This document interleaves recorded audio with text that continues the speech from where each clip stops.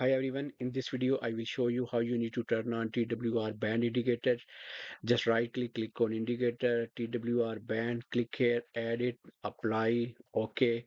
Here you can see there is red band and green cloud or band. You can use that one once you are using manual trade or semi-auto or auto X or a trend entry or band entry. It will give you clearly indication how you need to use this one. Once there is a thick band or candles are far from that thick band, it's mean market is trending now. If there is if that band is stretch and you can see there is very small clouds or band and it's hugging each other, then you should avoid trading on that time. And if there is candle on that band, if there is some candles on that band, also should avoid it.